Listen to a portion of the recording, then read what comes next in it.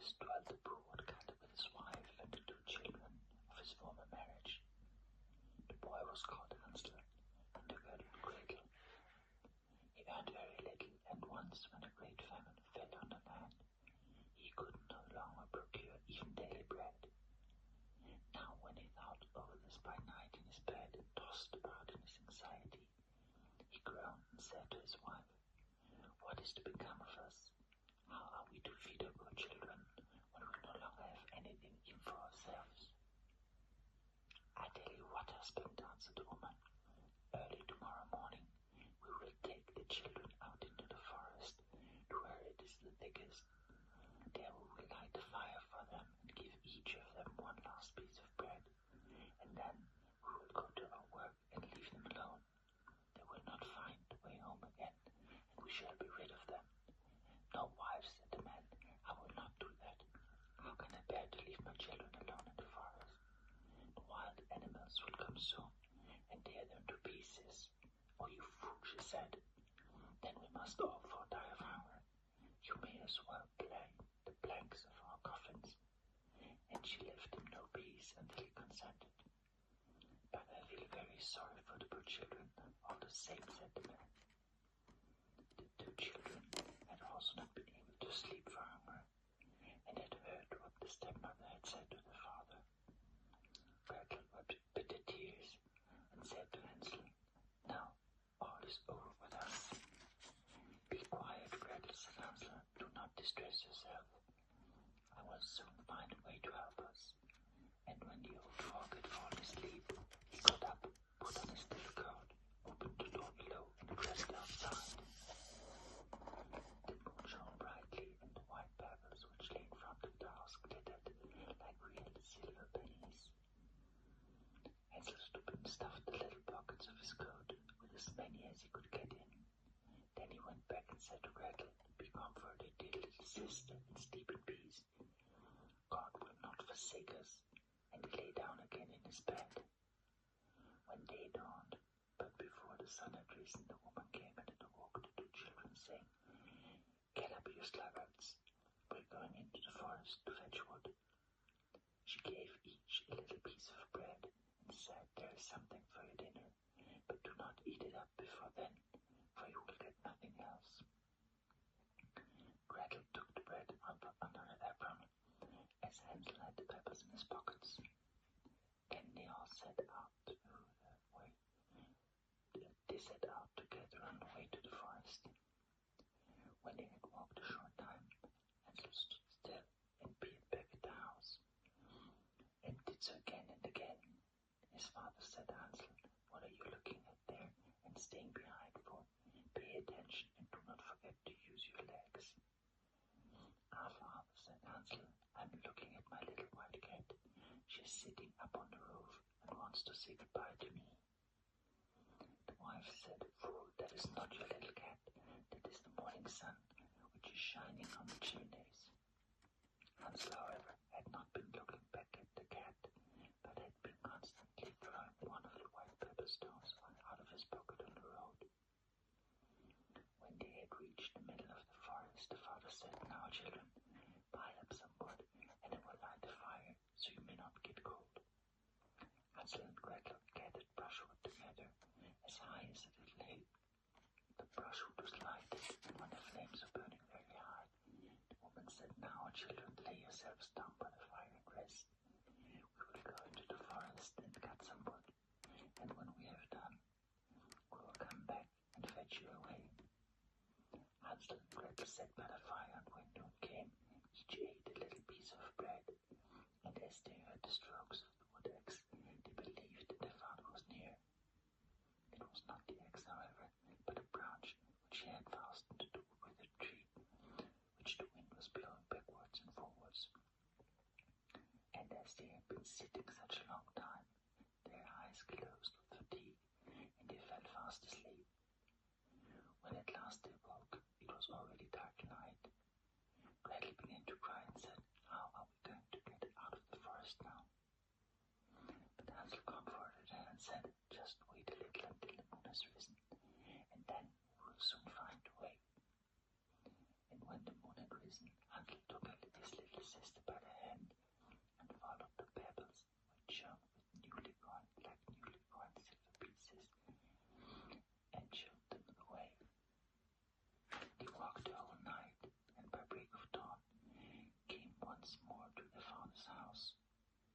knocked at the door, and when the woman opened it and saw that it was Hansel and Gretel, she said, "You naughty children, why had you slept so long in the forest? We thought you were never coming back at all."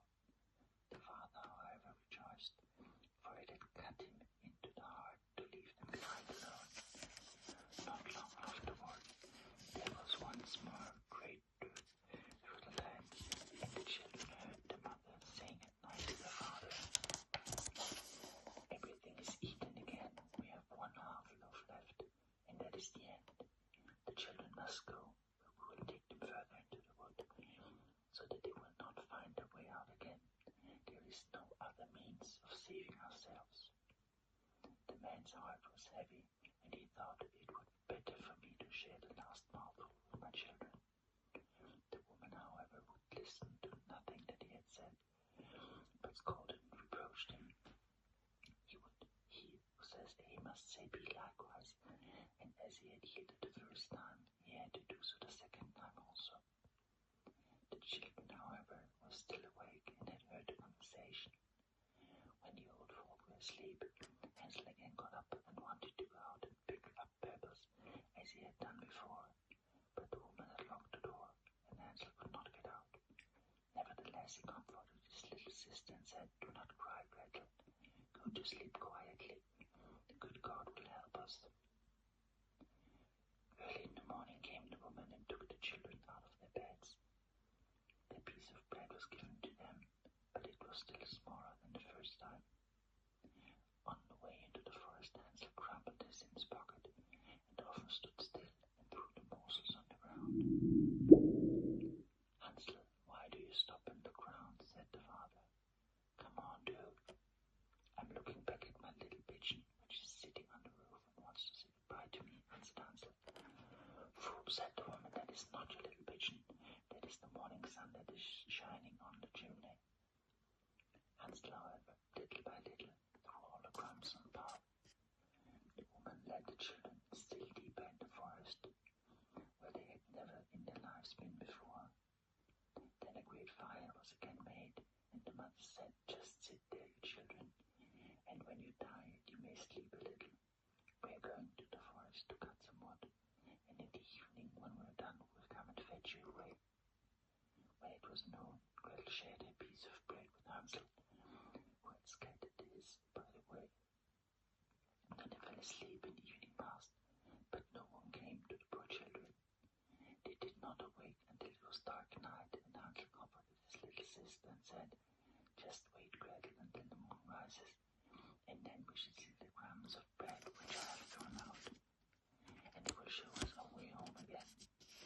When the moon came, they set out, but they found no crumbs, for the many thousands of birds which fly about in the woods and fields had picked them up all. Hansel said to Gretel, "We shall soon find the way," but they did not find it. They walked the whole night and all the next day too, from morning till evening, but they did not get out of the forest, and they were very hungry, for they had nothing to eat but 2 or 3 berries which grew on the ground.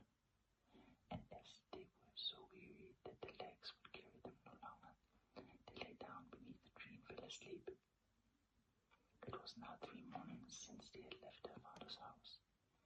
They began to walk again, but they always came deeper into the forest, and it helped. And if help did not come soon, they must die of hunger and weariness. When it was midday, they saw a beautiful snow-white bird sitting on a bush, which sang so delightful that they stood still and listened to it. And as its song was over, it spread its wings and flew away before them, and they followed it until they reached a little house, on the roof of which it alighted. And when they approached the little house, they saw that it was built of bread and covered with cakes, but that the windows were of clear sugar. "We will set to work on that," said Hansel, "and have a good meal. I will eat a bit of the roof, and you, Gretel, can eat some of the window. It will taste sweet." Hansel reached up and broke off a little of the roof to try how it tasted, and Gretel leaned against the window and nibbled at the panes. Then a soft voice cried from the wall, "Nibble, nibble, gnaw, who is nibbling at my little house?" The children answered, "The wind, the wind."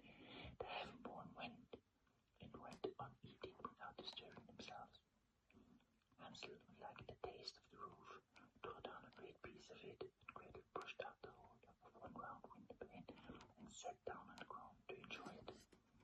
Suddenly the door opened, and a woman as old as the hills, who supported herself on crutches, came hobbling out. Hansel and Gretel were so terribly frightened that they let fall what they had in their hands. The old woman, however, nodded her head and said, "Oh, you dear children, who has brought you here? Do come in and stay with me. No harm shall happen to you." She took them both by the hand and led them into their little house. Then good food was set out before them, milk and pancakes with sugar, apples, and nuts. Afterwards, 2 pretty little beds were covered with clean white linen, and Hansel and Gretel lay down in them and thought they were in heaven. The old woman had only pretended to be so kind. She was in reality a wicked witch, who lay in wait for children and had only built a little house of bread in order to entice them there. When a child fell into her power, she killed it, cooked it, and ate it. And that was a feast day for her. Witches have red eyes and cannot see far, but they have keen sense of smell, like the bees, and are aware of when human beings draw near. When Hansel and Gretel came into her neighborhood, she laughed with malice and said mockingly, "I have them. They shall not escape me." Early in the morning, before the children were awake, she was already up, and when she saw both of them sleeping and looking so pretty with their plump and rosy cheeks, she muttered to herself, "That will be a dainty mouthful." Then she seized Hansel with her shriveled hands, carrying him into a little stable and locked him in behind a grated door. Scream as he might, it would not help him. Then she went to Gretel, shook her till she awoke and cried, "Get up, lazy thing, fetch some water and cook something good for your brother. He's in the stable outside, and let the soup be made fat. When he's fat, I will eat him." Gretel began to weep bitterly, but it was all in vain, for she was forced to do as the wicked witch commanded. And now the best food was cooked for poor Hansel, but Gretel got nothing but crab shells. Every morning the woman crept into the little stable and cried, "Hansel, stretch out your finger, and I may feel if you will soon be fat." Hansel, however, stretched out a little bone to her, and the old woman, who had dim eyes, could not see, and thought it was Hansel's finger, and she was astonished that there was no way of fattening him.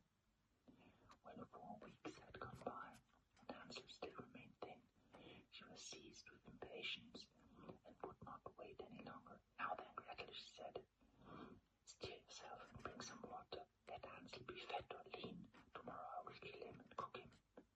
And how the poor little sister did lament when she had to fetch the water, and how her tears would flow down her cheeks. "Dear God, do help us," she cried. "If the wild beasts in the forest had but devoured us, we should have, at any rate, have died together." "Just keep your noise to yourself," said the old woman. "It won't help you at all." Early in the morning, Gretel had to go out and hang up the oven with water and light the fire. "I will bake first," said the old woman. "I have already heated the oven and kneaded the dough." She pushed poor Gretel out in the oven, from which the flames of a fire were already darting. "Creep in," said the witch, "and see if it's properly heated, so that we can put the bread in." Once Gretel was inside, she intended to shut the oven and let her bake in it, and then she would eat it too. But Gretel saw what she had in mind and said, "I do not know how I am to do it. How do I get in?" "Silly goose," said the old woman. "The door is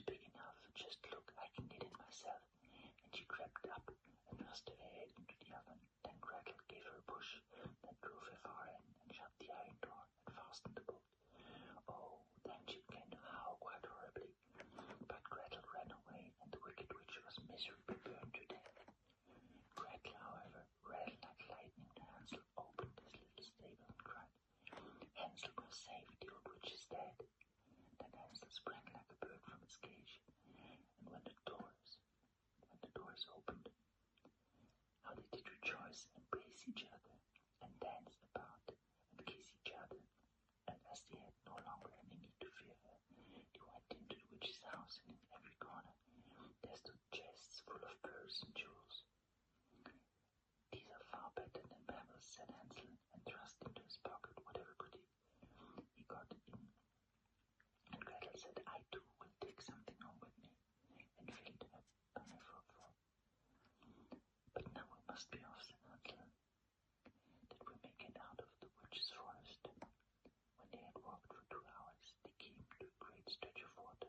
We cannot cross, said Hansel. I see no footplank and no bridge. And there is, alas, no ferry, answered Gretel, but a white duck is swimming there. If I ask her, she will help us over. And then she cried, little duck, do thou see, Hansel and Gretel are waiting for thee. There's never a plank or bridge in sight. Take us across on their back, so white. The duck came to them, and Hansel seated himself on its back, and told his sisters to sit by him. No, replied Gretel, that would be too heavy for the little duck. She shall take us across one after the other. The good little duck did so, and when they were once safely across and had walked for a short time, the forest seemed to be more and more familiar to them, and at length they saw from afar their father's house. Then they began to run, rushed into the parlor, and threw themselves round their father's neck. The man had not known one happy hour since he had left the children in the forest, and the woman who had been so cruel was dead. Gretel emptied their pinafore for the quantity of pearls, and precious stones ran about the room, and Hansel threw one handful after another out of his pocket to add to them. Then all anxiety